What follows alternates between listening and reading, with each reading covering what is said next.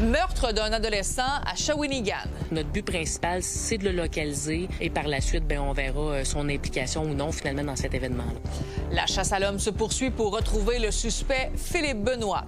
Aussi, ce soir, alors que Washington estime que les discussions avec l'Iran peuvent aboutir, rencontre attendue entre Donald Trump et Benjamin Netanyahou demain.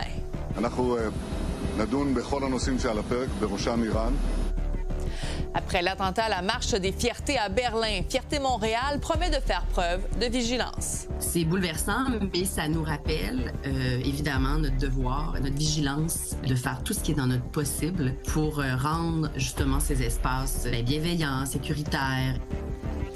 Il est 22 h, c'est l'heure de Nouveau Info.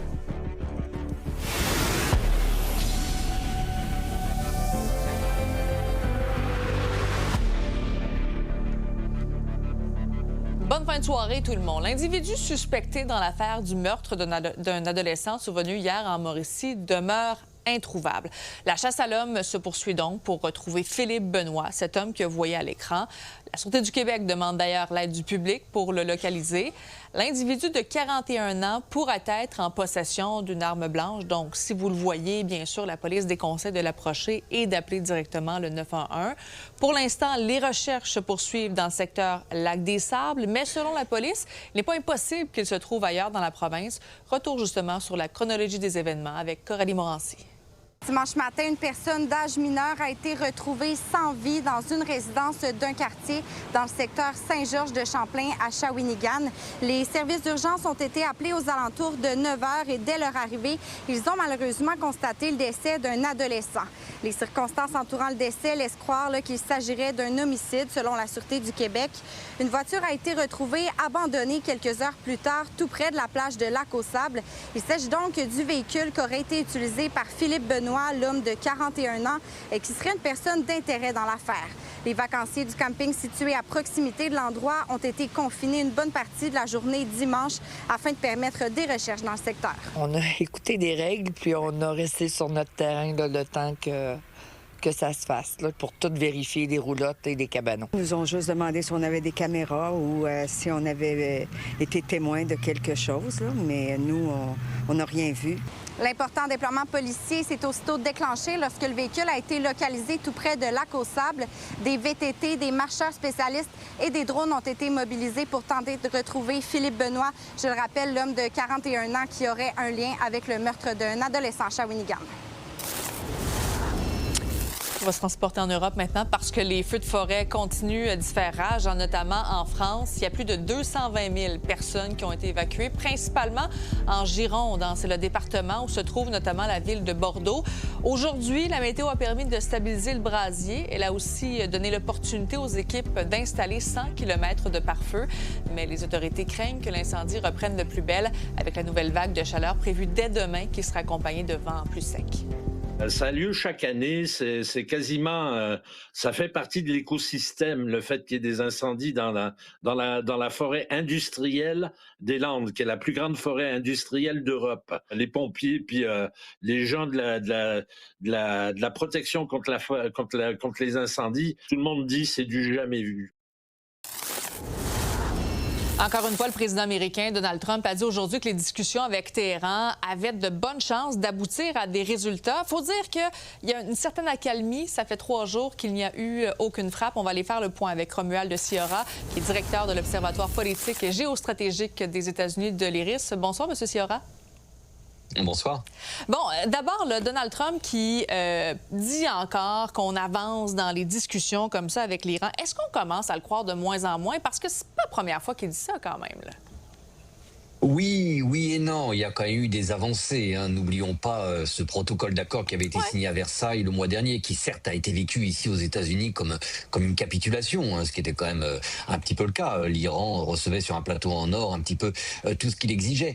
Néanmoins, ensuite, des bombardements ont repris suite à différentes provocations iraniennes, tout simplement parce que Donald Trump était un petit peu acculé de par son opinion publique, qui justement, et même sa base MAGA, ne lui pardonnait pas ce qui était jugé comme un acte de capitulation, qui n'est vraiment pas passé auprès des MAGA, c'est l'aspect financier. 300 milliards d'investissements potentiels en Iran, avoir gelé et reversé aux Iraniens. Bref, les MAGA sont peut-être pas tous très cultivés, mais ils savent qu'en principe, à l'issue d'une guerre, c'est quand même pas le vaincu qui touche de l'argent. Bref, donc Trump s'est retrouvé à nouveau embringué dans une série de bombardements, mais les négociations n'ont jamais véritablement cessé. Aucune des deux parties n'a intérêt à ce qu'une guerre de haute intensité recommence. Oui. Mais en même temps, est-ce que vous sentez que Donald Trump est un peu coincé? Parce qu'encore une fois, il avait dit, on va y aller rapidement, on va s'assurer que l'Iran n'ait pas l'arme nucléaire. Et là, on est encore plusieurs semaines, mois plus tard, et c'est pas réglé. Bien évidemment, écoutez, le président s'est lui-même embourbé dans ce conflit qu'il a déclaré contre l'avis de son vice-président, de la secrétaire générale de la Maison-Blanche Suzy Wiles, des généraux du Pentagone, des élus républicains et une fois encore de la base MAGA. Évidemment, il n'y a jamais eu de stratégie claire. Aujourd'hui, on n'est plus du tout en train de traiter les raisons de la guerre, c'est-à-dire le nucléaire, encore moins les missiles balistiques qui ont complètement disparu dans la nature, si je puis dire, mais plutôt les causes, enfin plutôt les résultants de la guerre avec ce détroit d'Ormuz qui fonctionnait parfaitement avant que Trump nous entraîne dans ce conflit. Donc bref, nous avons un président qui est effectivement coincé, comme vous le dites, qui d'un côté ne peut pas repartir dans des bombardements de haute intensité. Pour quel résultat? Le régime de Téhéran tient, les Iraniens ne cèdent rien. S'il reprend des bombardements pendant des semaines et des mois pour le même résultat, il sera encore plus humilié face aux Américains. De l'autre côté, nous avons également des Iraniens qui certes ont gagné politiquement, géostratégiquement le conflit, mais qui sont quand même fatigués. Le régime est à bout de souffle, militairement parlant, et fragilisé à l'intérieur. Donc bref, nous avons deux partis qui aujourd'hui ont tout intérêt à ce que les choses s'apaisent.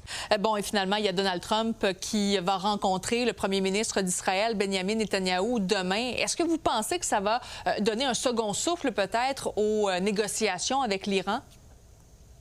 Écoutez, ça serait plutôt l'inverse. Netanyahou aurait tout intérêt, personnellement, à ce que le conflit reparte et sous une forme de haute intensité. N'oublions pas que pour lui, c'est doublement existentiel. D'abord, pour Israël, on peut comprendre, un Iran muni de l'arme nucléaire représenterait un danger certain, mais aussi dû à cette élection qu'il devrait perdre à l'automne et la possibilité de se retrouver devant les tribunaux, voire en prison, d'ici quelques mois. Donc il y a toute chance plutôt de voir le Premier ministre israélien tenter de convaincre Donald Trump de reprendre les hostilités. Donc, il reste à voir. Merci beaucoup, M. Sciorra, d'avoir été avec nous ce soir. Merci à vous. Bon, et puisqu'on parle des États-Unis, des milliers de personnes qui vivent légalement là-bas craignent maintenant d'être déportées. C'est qu'aujourd'hui, il y a plus de 350 000 d'entre elles qui ont vu leur statut temporaire être révoqué. Ces gens, eh bien, sont originaires d'Haïti ou de la Syrie et qui pourraient maintenant tenter de refaire leur vie au Canada. Le reportage de Lila Mouche. To a country that either take you or back to the country you came from, temporary protected status for you, your time has expired. Les Haïtiens et Syriens américains vivent aujourd'hui la fin de leur statut de protection temporaire aux États-Unis. Ils risquent désormais l'expulsion. La raison pour laquelle ils veulent déporter des milliers de personnes, c'est parce que, tu sais, Trump, il avait promis dans sa campagne de déporter toutes les personnes qui sont, selon lui, illégales aux États-Unis. Et dans cette promesse-là, les personnes qui sont dans le statut de TPS, Temporary Protected Status, ce qui veut dire que ce sont des personnes qui ont un statut temporaire à cause d'une situation dans leur pays, soit une situation économique, sociale, politique. Cette décision touche des familles établies depuis plusieurs années qui vivent et travaillent légalement aux États-Unis. Certains s'y sont d'ailleurs installés en 2010 sous la présidence de Barack Obama après le séisme qui a fait plus de 280 000 morts. D'ailleurs, cette décision résulte entre autres du département de la sécurité intérieure qui affirme que les conditions se sont améliorées en Haïti. D'après le cabinet de conseil en immigration Le Tendre basé à Sherbrooke, les gangs armés contrôlent désormais près de 90% de la capitale, Port-au-Prince, et l'ONU comptabilise près de 1,5 million de déplacés internes fuyant la criminalité. On parle de sécurité aiguë, on parle de guerre civile interne, parce que les gangs qui sont là sont des mercenaires. Donc Haïti est condamné. Les gens qui arrivent à nos frontières, ce sont les futurs anges gardiens qui viendront peut-être pas sauver des vies physiquement, mais qui vont sauver l'économie. 350 000 Haïtiens qui se trouvent en grande partie dans des emplois essentiels. Pour de nombreux membres de la communauté haïtienne américaine, la déception est immense et les organismes de défense des immigrants dénoncent une décision qui pourrait avoir des conséquences humaines et économiques importantes. Pour des centaines de milliers d'Haïtiens, l'avenir aux États-Unis reste plus incertain que jamais, alors que leur pays d'origine continue de traverser une profonde crise. C'est pourquoi il est fort à parier que de nombreuses personnes vont essayer d'entrer au Canada dans les prochaines semaines. J'ai déjà un gros volume de clients qui m'ont déjà contacté ou des personnes qui ont déjà fait le voyage au Canada. L'affaire, ce qui est arrivé, c'est à partir du 26 mars 2026, le Canada a vraiment changé ses lois d'immigration. Et maintenant, c'est vraiment plus strict. Presque 400 déportations par semaine en ces temps-ci au Canada. La grande majorité, depuis maintenant des semaines, si ce n'est des mois, qui arrivent à la frontière canadienne, sont retournés aux États-Unis. Et quand vous êtes retourné aux États-Unis, mis entre les mains des agents frontaliers américains, ils s'appellent ICE. Et maintenant, c'est justifié de le faire, car la plus haute cour, la Cour suprême des États-Unis, a décidé that's it. On s'est révoqué. Donc, il n'y a pas d'autre option au niveau judiciaire. Nous avons contacté l'Agence frontalière du Canada et la Sûreté du Québec. Alors, ils sont au courant de la situation, mais n'ont pas pu répondre à nos questions pour le moment. À Montréal, Lila Mouche pour Nouveau Info. Pêcher une arme à feu, et oui, ça se peut. Il y a des pêcheurs à Léman qui ont fait toute une découverte à Montréal. On vous explique le tout au retour de la pause.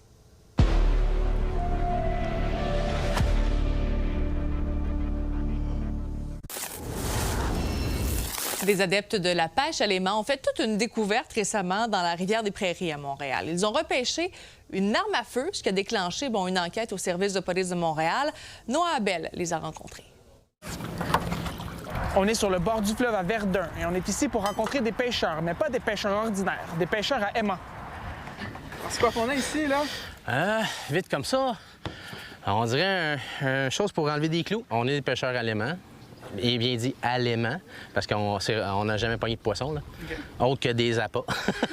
C'est tout. On a le droit d'aller partout, sauf Parc Canada, tous les lieux historiques, puis tout ce qui est privé. J'ai déjà trouvé un obus de la Deuxième Guerre mondiale, qui est un explosif. J'ai déjà trouvé des armes à feu dans le Canachin. Hey, j'ai un gun au Québec! Wow! On pogne quand même des belles choses qu'on garde, des beaux couteaux de pêcheurs ou quoi que ce soit. Il y a certaines choses qu'on garde, qu'on va nettoyer. Il y a un côté environnemental. Oui. Est-ce que vous pouvez me parler de ça rapidement? Côté environnemental, bien, c'est simple. L'acier dans l'eau peut créer du mercure, des affaires comme ça. À long terme, on parle de centaines d'années, ça crée du mercure. Donc, plus tu l'enlèves vite, mieux c'est. Ça l'aide aussi ta faune à mieux se régénérer, les poissons aussi. Vous avez une chaîne YouTube, là? Oui. C'est quoi le but avec ça? Bien, moi, c'était surtout pour montrer mon intérêt envers la pêche à l'aimant puis le démontrer aux gens. C'est quoi le processus, là, quand vous attrapez un fusil? Oh boy! Ça dépend. Ça dépend d'où tu vas. Ça dépend, parce qu'il y a des places que ils te le ramassent, puis ils partent avec, puis c'est fini là. Tandis que, justement, à la dernière, ça a été un long processus. Ils ont voulu prendre nos gants. Après ça, faire une déclaration séparée pour expliquer où qu'on l'a pêché, comment ça s'est passé. Ça fait, je dirais, 2 ans qu'il était dans l'eau. Parce qu'on essaye de le bouger ou quoi que ce soit. Bien, tu sais, la culasse, on s'entend que t'es supposé d'être capable de le craquer. Ouais. Donc, pour voir si c'était une dernière balle dedans, c'était jammé avec la rouille, ça bougeait plus pantoute. OK, on pêche-tu? Oui! Yes! Oui, let's go! Veux-tu sortir une paire de gants, Julie? La consigne, c'est jamais que ta corde soit en arrière de toi. OK. Fais attention de ne pas piler dessus. Ouais. Ta swing comme ça. Yes! Faut que tu le sentes qu'elle frotte dans le fond. Si tu reviens trop vite, tu vas être au-dessus de l'eau, fait que tu ne pogneras rien. Fait que faut t'attendre qu'elle frotte le fond. Fait que pour mon premier lancer, là, on doit utiliser un tir fort parce que mon aimant est coincé. Ça peut peut-être faire bouger un peu le quai.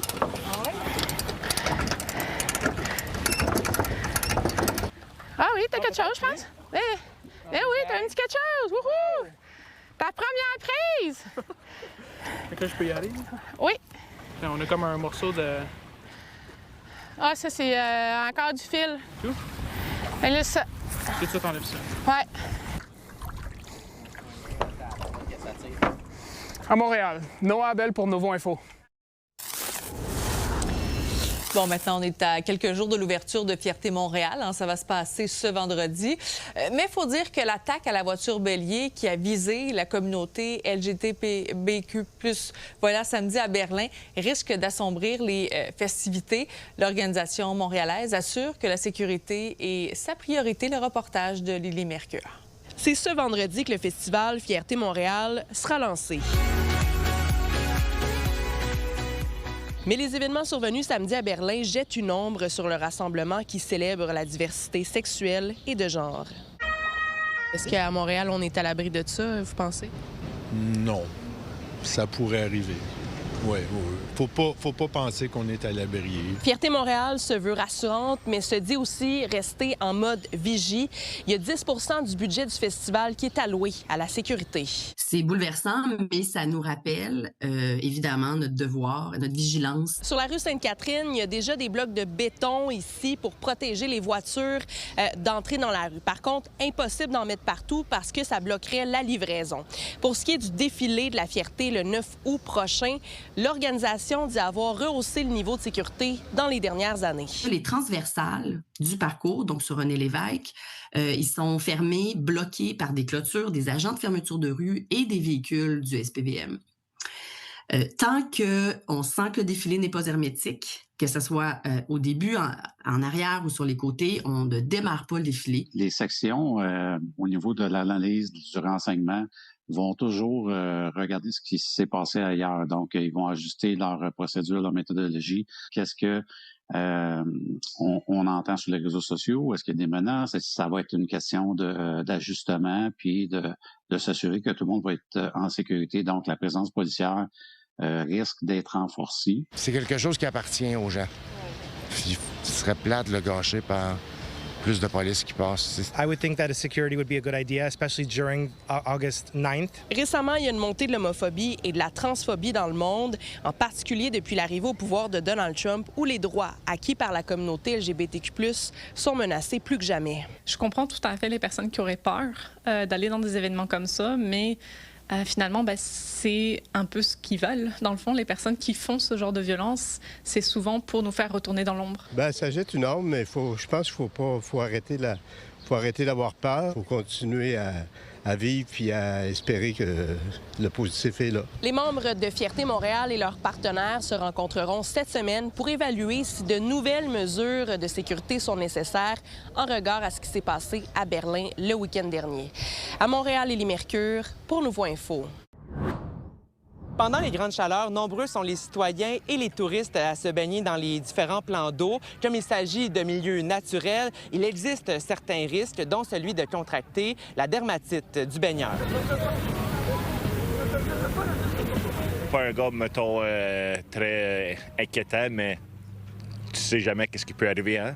Je suis pas inquiet, mais je savais pas exactement c'était quoi. Donc, vous savez pas comment prévenir nécessairement cette infection-là? Non, effectivement, avant que je vous entende parler avec monsieur à côté. J'ai un enfant d'un an maintenant. Fait que si on va se baigner, puis etc., ça revient, je sais pas trop quoi faire. Encore lundi matin à Magog, il y avait des affiches de sensibilisation par rapport à la dermatite et la municipalité d'Eastman rapporte déjà plusieurs cas depuis le début de l'été. Il y en a quand même de façon régulière, mais comme c'est pas une maladie déclaration obligatoire, on n'a pas tellement de moyens de le savoir. On le sait quand il y a des gens qui nous appellent ou quand les associations de lacs nous préviennent. C'est plutôt au lac Stouclé qu'il y a des cas de dermatite. Et il y a eu des indications, en fait, que à la CEPAC, à la plage de la CEPAC, là aussi, il y a des cas. C'est causé par un petit parasite qui est un parasite normalement entre le canard et l'escargot. Ce petit parasite-là va rentrer dans la peau, mais il va vite se rendre compte qu'il n'a pas affaire à un canard et il va mourir finalement sous la peau et c'est ça qui va causer des symptômes. La cause, c'est vraiment les bernaches et puis les vivipares chinoises, c'est les animaux là, qui causent ça. C'est pas du tout la qualité de l'eau. Les symptômes apparaissent quelques heures après la baignade et peuvent comprendre des rougeurs ou une éruption cutanée, de petits boutons rouges qui ressemblent à des piqûres de moustiques, des démangeaisons parfois très intenses, une sensation de brûlure ou de picotement. Rassurez-vous, la dermatite du baigneur n'est pas contagieuse et disparaît en quelques jours habituellement. Ça va vraiment ressembler à une petite piqûre au départ. Ça peut, tout le monde ne réagit pas pareil, évidemment. Ça n'a pas de conséquences. Le parasite va mourir, mais c'est juste très, très dérangeant. Ça peut s'étaler sur une semaine facilement. Là. Donc, oui, on est mieux d'utiliser la cortisone pour le confort. Il existe des mesures préventives pour éviter de contracter la dermatite du baigneur. Éviter de se baigner dans les zones qui sont connues pour contenir ce parasite-là Et si on se baigne dans des eaux peu profondes, généralement c'est là où les petits parasites se concentrent, c'est de s'essuyer. En fait, mécaniquement, finalement, on va retirer les parasites de la peau sans leur laisser la chance de pénétrer dans notre peau. C'est vraiment de se sécher rapidement, de ne pas s'asseoir directement dans le sable ou dans l'herbe, mais plutôt sur une serviette. Là. Ça, c'est des... Puis évidemment, dès qu'on peut prendre une douche, c'est le mieux. Là. La Ville de Magog demande aux personnes qui ont contracté cette infection dans le lac Memphremagog de l'informer en remplissant le formulaire disponible sur leur site Web. À Magog, Marc-Antoine Mailloux pour Nouveau Info. Vous avez un sujet d'enquête à nous transmettre, une nouvelle vous fait réagir ou vous avez une histoire à partager, puis je vous invite à m'écrire au s.rivet@nouveau.info. Toujours un plaisir, évidemment, de vous lire et de vous répondre.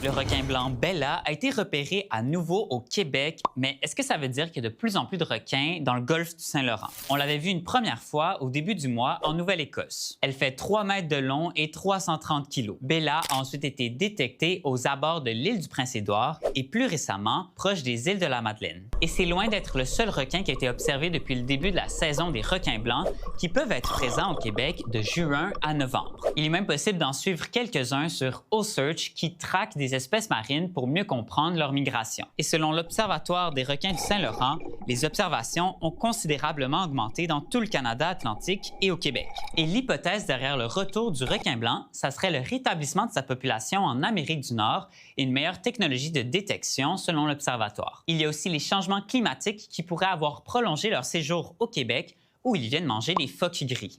Mais là, pas de panique, ça fait longtemps qu'il y a des requins qui viennent dans l'estuaire et dans le golfe du Saint-Laurent. Il y a des écrits et des histoires de tradition orale qui datent du 18e siècle. Les risques sont minimes et les accidents assez rares, surtout si on regarde le registre des attaques de requins du Canada. L'espèce reste en danger de disparition dans les eaux canadiennes et la taille de sa population reste inconnue. Aux États-Unis, les frères Andrew et Tristan Tate vont demeurer en prison jusqu'à leur retour en cours prévu le 13 août prochain. C'est ce qu'a décidé un juge fédéral aujourd'hui. Les créateurs de contenu masculiniste continuent à contester leur extradition vers le Royaume-Uni. Ils sont accusés là-bas de viol et de trafic sexuel. La semaine dernière, la Maison-Blanche a confirmé que le président Trump n'allait pas intervenir dans le processus d'extradition. Ce que l'on suit demain, c'est cette visite du premier ministre israélien Benjamin Netanyahou à la Maison-Blanche. Il va rencontrer donc Donald Trump. Donc voilà, là-dessus, passez une agréable soirée et nous on se retrouve demain dès 17h.